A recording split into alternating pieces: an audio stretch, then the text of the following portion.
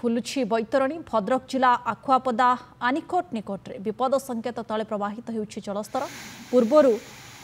विपद संकेत 18.33 मीटर थिबा बेले 18.20 रे प्रवाहित होउछि जलस्तर जिलार भंडारी पोखरी और धामनगर ब्लॉक को अलर्ट करा दैछि। उपरमुंड अर्थात केन्दुझर आनंदपुर सोमपाटना आदि अंचल में होउथिबा वर्षार परिमाण उपर नजर रखिछि प्रशासन। बन्या भली स्थिति उपजी नथिले मध्य पूर्वरु प्रवाहित होउथिबा तलिया अंचल गुड़िक प्रशासन प्रस्तुत रही। इटाभाटी और तलिया अंचल लोकंको अन्यत्र जीवाई कही प्रशासन। समस्त पंचायत लोकप्रतिनिधि को सजग रखा सहित आशा और अंगनवाड़ी कर्मी को निर्देश दि जाइए। आवश्यक हेले तलिया अंचल लोकंको स्थानांतर करा भंडारी पोखरी विधायक संजीव मल्लिक बैतरणी नदी कूल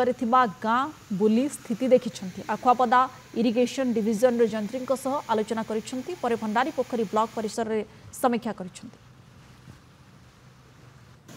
इरिगेशन ऑफिस रो बुझुतलु आगामी 2-3 घंटा भितर आउ 25 बढ़िबो जहाँ 18-50 को जीवो पाखापाखि 19 नहले आमर पानी भितर को पशिबोनी जोटा सोलमपुर कंटिगाई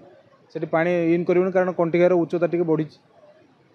देखो नॉर्मली भाव में बर्तमान ताप 3टा पर पानी कम जहाँ हम सोलमपुर नपंग मालदा एपट एरिया बेसी हम बर्तमान पानी केवल जब हम केवल 2टी पंचायत जोटा झुटुणा और बंदालमड़िया कारण नईपटे से जेहेतु अवस्थित से गाँ 2टा पंचायत 2टा से 2टा टे पानी घर रही। आम फिल्ड विजिट करूँ भगवान आशीर्वाद आज आनंदपुर पटा पानी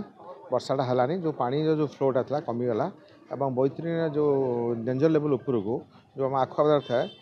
सी उपरक गला ना पानी धीरे धीरे स्थिर अच्छे कमिज एवं पूर्व आम प्रशासन सहित वीडियो सहित कथा कलेक्शन कथाई आम प्रस्तुत हो गई आम चेयरमैन एवं सब सरपंच सहित कथा गुड़ चूड़ा ठू नहीं सब जिन पहुँचब एवं सरपंच मानक निर्देश था जदि इभाकुएट कर खाद्य देवाई आम सचेतन डिस्ट्रिक्ट एडमिनिस्ट्रेशन को आम जनईचु समस्त आवर करने वीडियो तहसिलदार से कलेक्टर इंस्ट्रक्शन भी अच्छी आउ माने सब गाँ रे जो तलिया अंचल अच्छी से अवेयरनेस भी करा जायछि।